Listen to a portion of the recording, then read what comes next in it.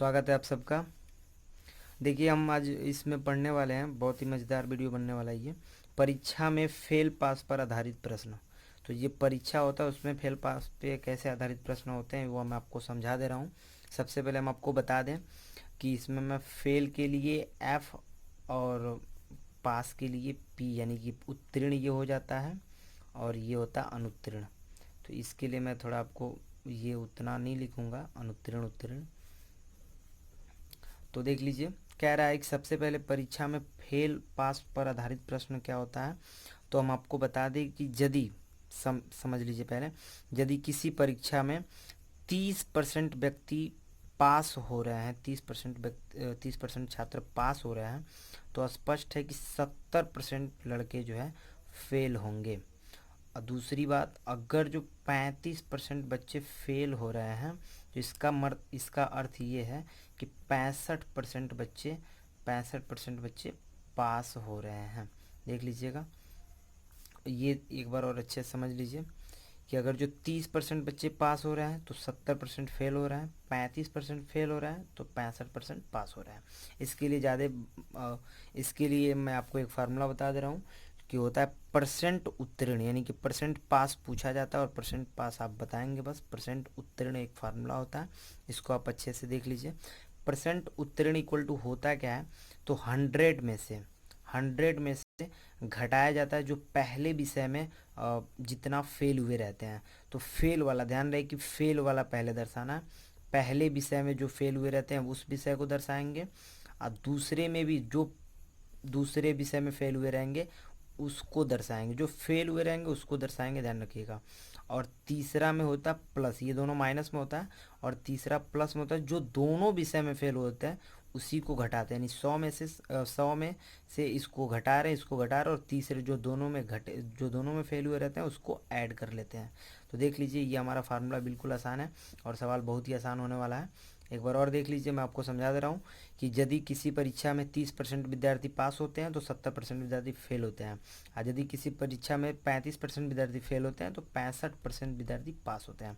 यहाँ पे दे रहा है कि किसी परीक्षा में 60% विद्यार्थी गणित में दे रहा है 60%, और अंग्रेजी में दे रहा है 70%, और 50% विद्यार्थी दोनों में उत्तीर्ण हुए। देखिए, सब जगह उत्तीर्ण की बात कर रहा है, क्योंकि हमको जो लेना है वो अनुत्तीर्ण लेना है, यानी कि फेल लेना है।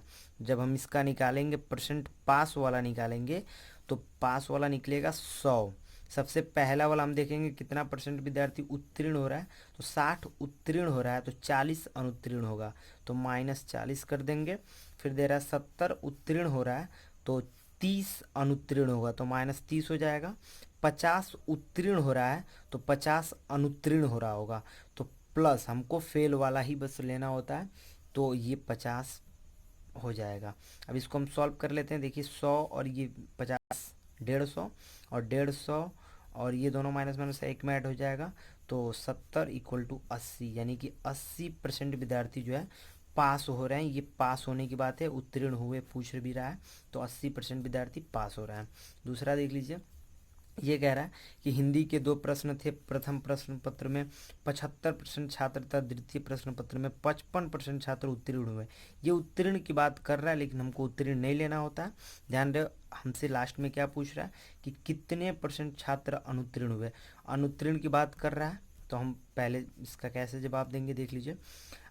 सबसे पहले देखेंगे कि हिंदी के प्रश्न पत्र में, प्रथम प्रश्न पत्र में 75% छात्र तथा द्वितीय प्रश्न पत्र में 55%।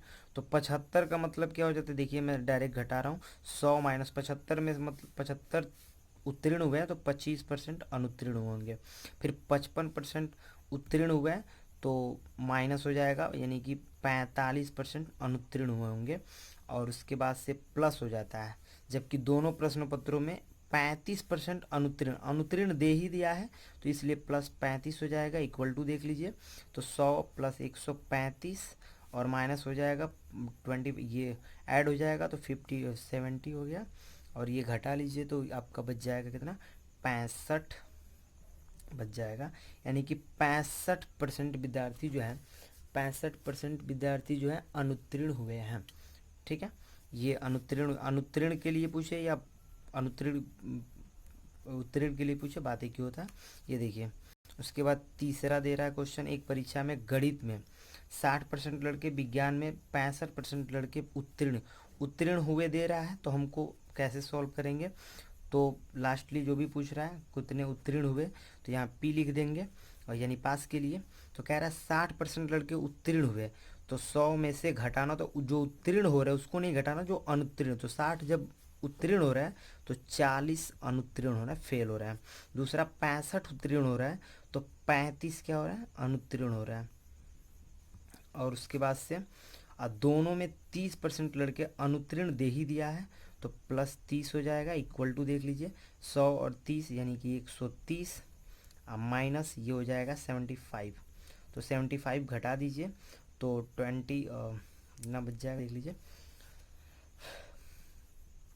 ये आपका बच जाएगा 30 और 25 यानी कि 55% हो जाएगा, यानी 55% विद्यार्थी उत्तीर्ण हुए। उसके बाद इसमें देखिएगा, इसमें और क्वेश्चन में और भी कुछ है कि यदि परीक्षा में कुल 600 लड़के बैठे हो तो कितने लड़के उत्तीर्ण हुए, कितने लड़के की, यानी कि 55% तो उत्तीर्ण हमने जाना था, लेकिन कह रहा है कि 600 लड़के हैं, तो 600 का 55% निकाल देंगे। तो देख लीजिए, हम 600 का 55% निकाल देते हैं। तो 600 का मतलब होता है मल्टीप्लाई 55 बट्टा हो गया 100, 2 जीरो से 2 जीरो कट गया, 55 का इसमें 6 में मल्टीप्लाई, 6 पचे 30 क्यूट जीरो, 3 बचा, 6 पचे 30 3 33, यानी कि 330 हो गया। ये हमारा आंसर हो जाएगा। यानी कितने उत्तीर्ण हुए, तो 330 लड़के जो है उत्तीर्ण हुए हैं। इस वीडियो में आपको बस एक ही क्वेश्चन दूंगा बनाने के लिए, ये मैं दोनों सॉल्व करके दिखा दे रहा हूँ। बहुत ही आसान क्वेश्चन है। कह रहा है किसी परीक्षा में अंग्रेजी में 70% और गणित में 80% अभ्यर्थी पास होते हैं, पास दे रहा है।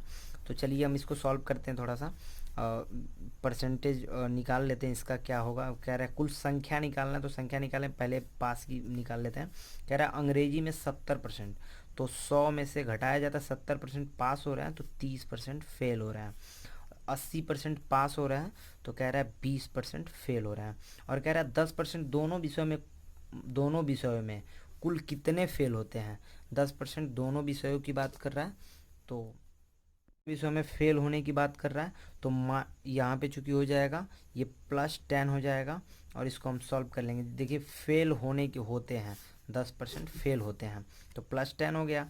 अब यहाँ पे 100 110 हो गया, और -50 हो गया, इक्वल टू 60% हो गया। तो 60% जो बच्चे हैं वो पास हो रहे हैं। अब कह रहा है यदि 144 अभ्यर्थी दोनों विषयों में पास होते हैं, तो तब अभ्यर्थियों की कुल संख्या क्या होगी। तो हम बता दें कि 144 विषय दोनों विषय में पास होते हैं, तो बस 144 का 60% निकाल दीजिए।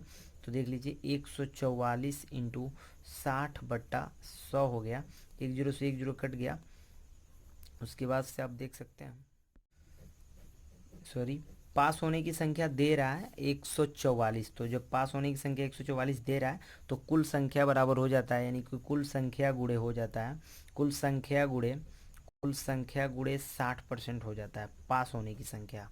तो ये कुल संख्या बराबर, तो 144 जो है पास हो रहे हैं, तो कुल संख्या निकालना, तो ये उधर जाएगा। तो ये 1 जीरो से 1 जीरो कट गया, 6/10 उधर जाएगा, तो 144 इंटू ये 10/6 हो जाएगा।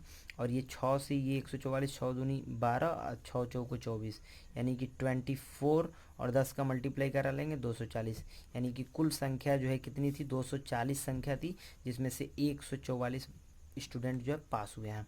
इसको देख लीजिए, यदि परीक्षा में 52% विद्यार्थी हिंदी तथा 42%